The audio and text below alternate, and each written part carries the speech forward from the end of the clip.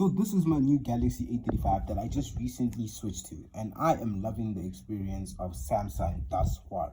And while I have it here, I thought I might give you guys the quick rundown of all the different customizations I have done to this phone, including the widgets and basically everything that I've done that is different to when you guys first saw it, as soon as I showed it like to you guys outside of the box, right?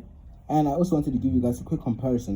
Now, this is a mid-range phone from 2024, which was just like a couple of months ago.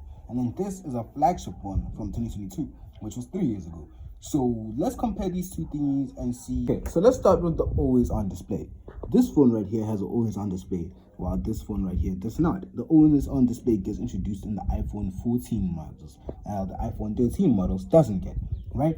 The always on display on the Galaxy A35 that I like so much more than this phone is because this always on display only needs to be tapped to activate.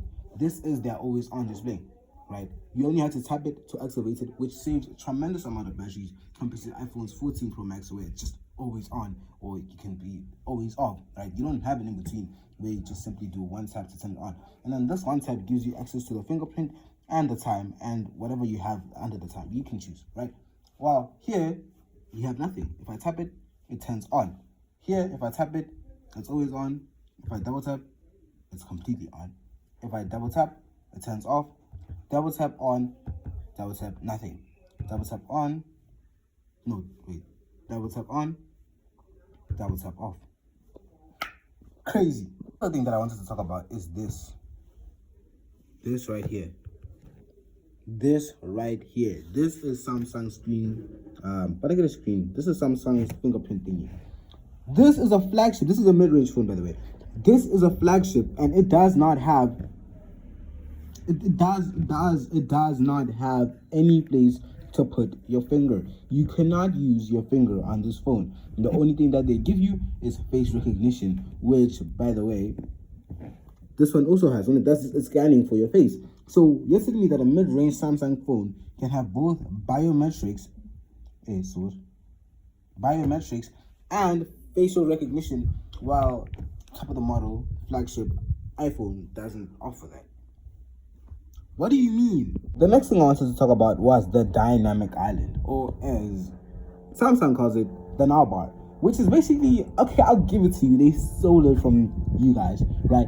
But the fact that they can include the now bar in a software update and include it on the Galaxy A35 is crazy. They only gave it to the iPhone 14 and let alone the iPhone 14 Pro models.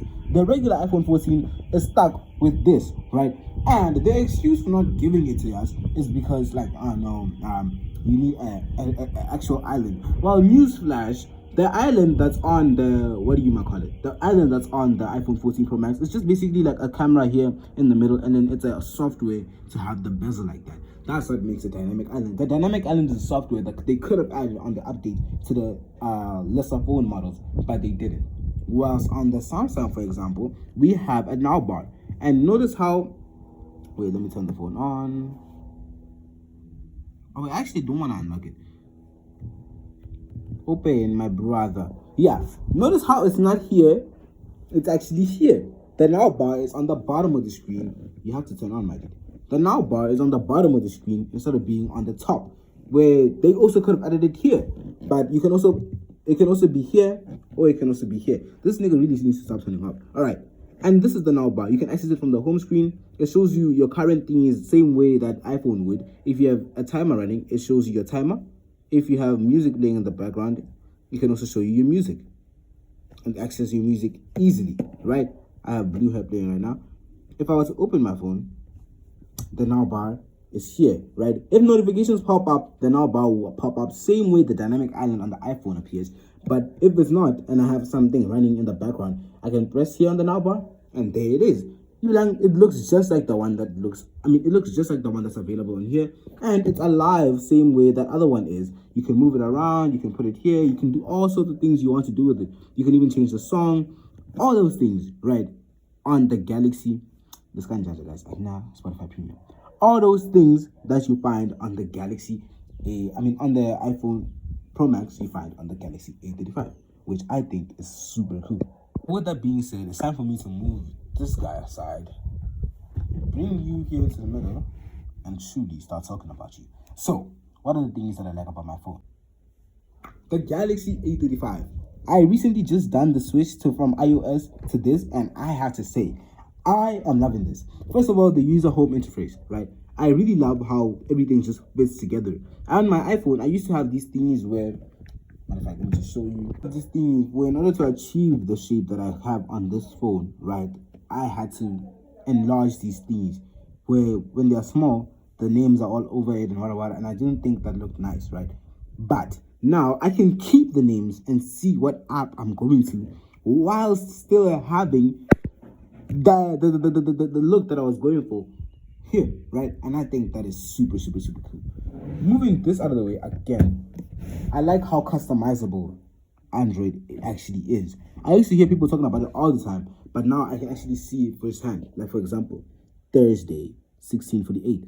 That's actually the time that we are actually on. Thursday 16:48, right? This is super cool. I love the fact that you can add this here, and it changes updates every time constantly. It may eat a bit of battery, but I don't really care because this has a 5,000 milliamp hour battery, which lasts the whole day on constant use. Trust me, I've been using this thing the whole day, and it's only on 20%.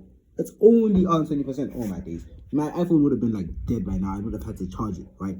And I've been using this thing constantly, non-stop, right? Secondly, what do I have to say about secondly? The widgets. I really love the widget interface, how you can customize your widgets. For example, this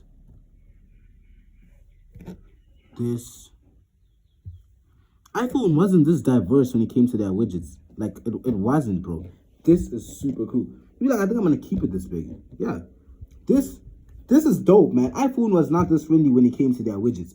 Two, I really love the fact that you can enlarge. Let me just show you on one that hasn't already been enlarged. I really like the fact that you can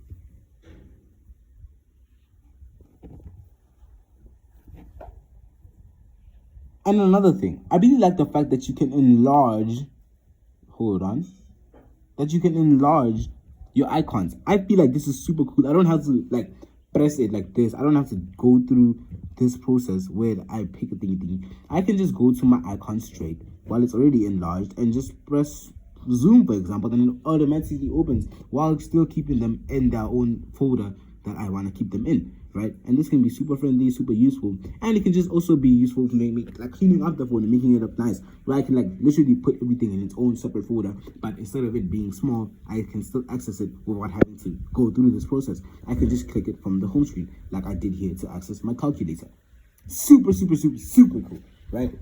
And what I love about this one again is the while we're still on the customization options, this phone has a customizable volume dial. Instead of it being a bar, I said dial because I made mine a dial. And look at those cool elaborate colors that you can come with. I usually wouldn't have preferred to turn this on, but I don't know how to turn it off. But then again, I don't hate it. This is pretty cool. It's a literal dial that you can control with your hand, or it can also go from this, or like this, or like this. You get the concept, right? This is a super cool feature that I love about this phone. And with One UI 7 in the way, we got rid of Bixby because I didn't really like how Bixby worked. When I first opened this phone, I was using Bixby. So I didn't really like how Bixby worked as a personal assistant, whereas iPhone had Siri. And when I first got this phone, I won't lie, I'll admit, I did kind of like Siri better than Bixby. But now that I have this, now that this phone has been updated, we have used our main Android now. Our main AI assistant is Gemini. Look at this. As Gemini, an AI model, I'm always doing good, in the sense that I'm constantly learning, evolving, and striving to be more helpful and accurate. Okay. Context of AI. We get it, Gemini. Gemini is pretty cool. And that's not all Gemini can do. I can go on live video call with Gemini. Let me show you. I can click this button here, beginning a live video call with Gemini. I just turn on my camera. Alright, let's get you going live. Yo, Gemini, what's on my screen? Okay, I see the... What's on my screen? Okay, I see the Xbox One controller. Is there anything specific you'd like to know or do with it? What about this? And I see a phone. How can I help? Well, Gemini can't really identify the phone right now. But if I was to flip it over, what kind of phone is it, Gemini? I can't. That's an iPhone 12 Pro Max. What can I help you with? Gemini is so dope, bro. You can use it in real world experiences. Like, I'm about to test it on that. Gemini, what car is this? Alright, let's see if I can identify that car. It's a bit too far away for me to tell right now. Could you get a little closer? Let me show you the back, Gemini. Okay, I see the car now. It looks like a Haval H6 GT. Are you interested in learning more about its features? Yeah, give me the quick rundown on its features. The Haval H6 GT is a sleek SUV coupe with a sporty look. It's got a powerful turbocharged engine, a virtual cockpit, and a ton of safety features. Are you thinking of buying one, or just curious? Nah, I already have one, Gemini. I was just curious. That's awesome that you own a Haval H6 GT. It's a great vehicle. Since you already have one, are there any specific features you'd like to discuss, or any questions you have about it? What do you think of the headsets that I'm wearing? Those headphones look like they're the over-ear type. Are they noise cancelling? Definitely, definitely.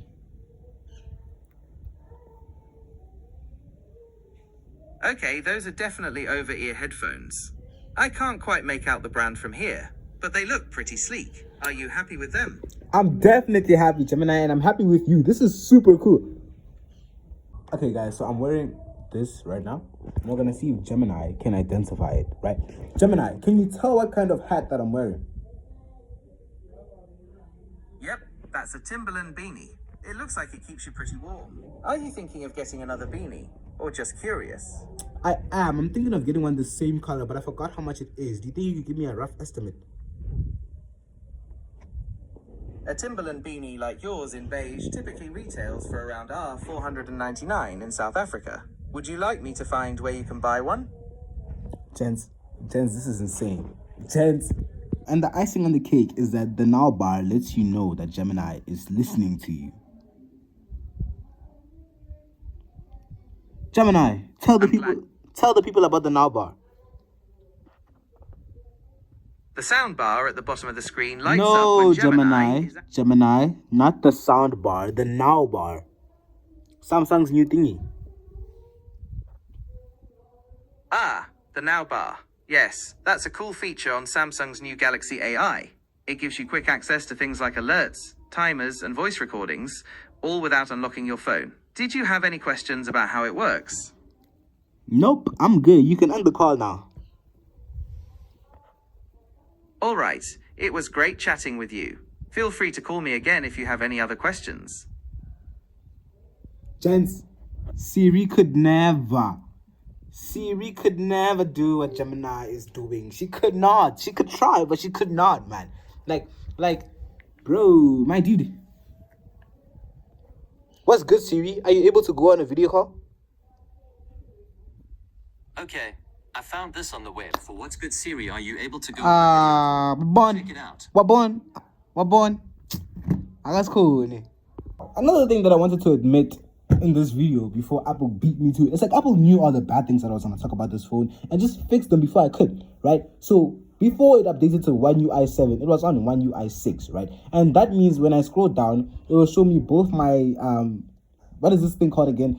I forgot what it's called, but it will show me both this thing and the notifications here all on the bottom, and it looked clunky, right? But after the One UI 7 update, I can scroll down here for my notifications, and I can scroll down here for my whatever this thing is called. Okay, I'm just gonna call it like settings bar just for now, right? Until I remember, if I do remember whatever this thing is called, right? So this is essentially copying iPhone, because iPhone has been doing it like that since I think the I don't know update what, but let me open this one. Update what, but it has been doing this thingy where if you scroll down on this side, it gives you where if you scroll down on this side, it gives you this, and then if you scroll down on this side, it gives you this, right? So essentially, get into a one, right? But I really do like the fact that they implemented this, because I was going to say what I do like on Samsung. I mean, what I do like on iPhone that Samsung doesn't have was that. But now Samsung has the exact same thing. Like, they beat me to it entirely. And I'm sure if I had made the video, I would have like edited out when new i7 dropped. Which is what another thing that I wanted to say. Updates are actually updates here. Or maybe it was my first update and my first update just happened to be a big one. But updates are genuinely updates. Like, they brought new things. They changed the volume bar. They changed how things work. They gave me things. Wow, on iPhone updates, it's just like, oh no, we changed your gallery and now it looks terrible and now you can't have it the way it was. Oh no, or whatever. Like, they genuinely are trying to give us the best. And the fact that this is a mid-range phone competing with Apple's flagship, I find that crazy. I find that insane, right? This is so cool.